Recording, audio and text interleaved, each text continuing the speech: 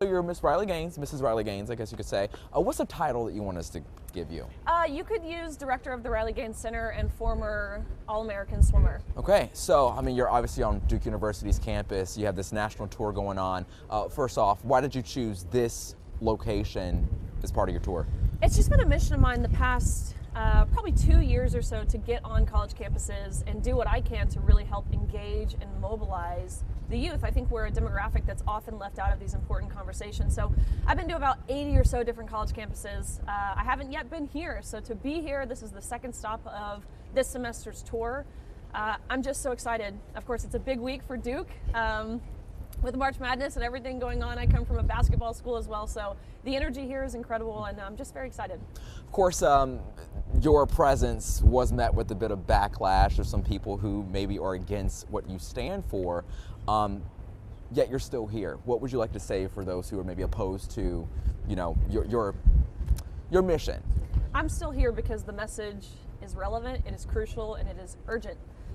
Look, I don't come from a place of hatred. There's no animosity in my heart towards any specific person or any group of people. To be very, very clear, the stand that I have taken, as well as the stand that's been made very clear, especially following November 5th, that the majority of Americans have taken, is a stand that is pro-woman. It is pro-safety, it is pro-privacy in areas of undressing, it is pro-fairness, it is pro-equal opportunity.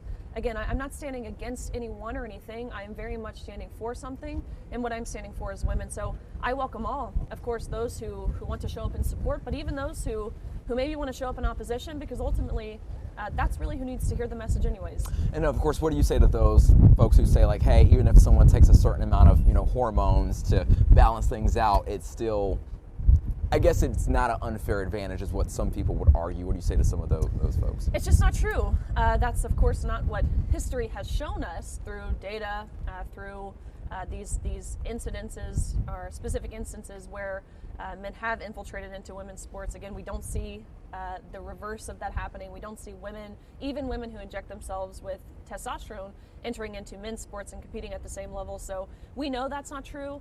But of course, what biology tells us, yes, we have the data to know that, but also, again, the differences, the physical differences between men and women, they're present at conception, not even birth, not puberty, at conception.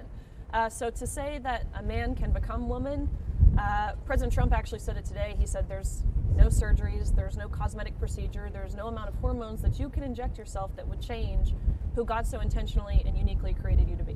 And as far as tonight's event, what is it all about? Is it about getting more students on board? Is it sort of a panel discussion? What's the format? Tonight I just want to communicate that the war on woke, it hasn't been won. I think a lot of people view issues like the one that I spend my time talking about. Look, Donald Trump is back in the White House. We don't have to worry about this anymore. He signed an executive order.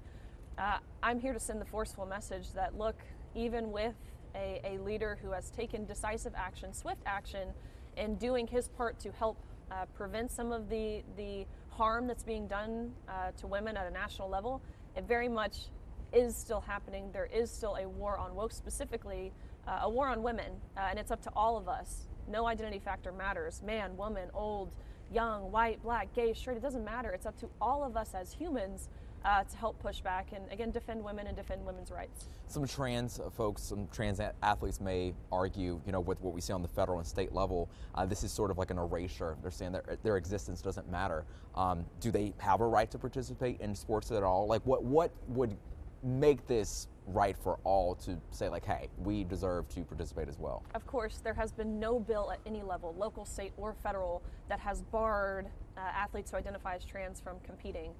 Of course not. That would, again, be discrimination, but that's not what we're seeing. Male athletes can compete in the men's category, even those males who identify as women.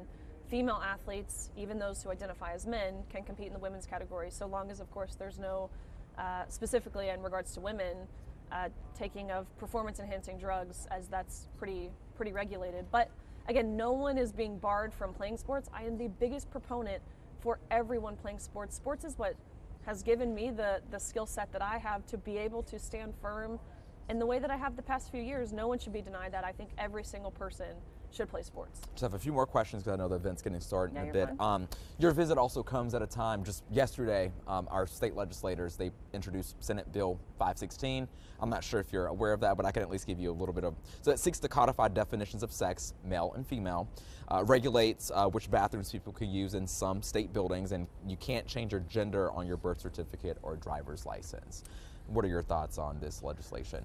President Trump signed an executive order on day one declaring there are two sexes, and ultimately this was a definitional bill defining words like male, female, man, woman, girl, boy, mother, father. We've seen 15 states at this point ultimately codify this executive order into state statute. I believe North Carolina should be the 16th state to do so. My last question for you, of course, I know that your mission pretty much started ever since 2022 when you were, in that NCAA, championship, I believe. What would you say to Lia Thomas? That was the athlete that you competed against 3 years ago. If you had a chance to speak with that athlete once again, what would you say 3 years later? I would love to explain to this individual just how harmful, let me redo this, sorry. Ultimately, Thomas isn't to blame.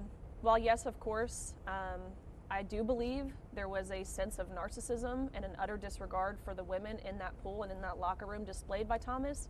Ultimately, Thomas was following the rules. It's the rules that I have a problem with, not Thomas specifically or personally. So my message is more so for the NCAA.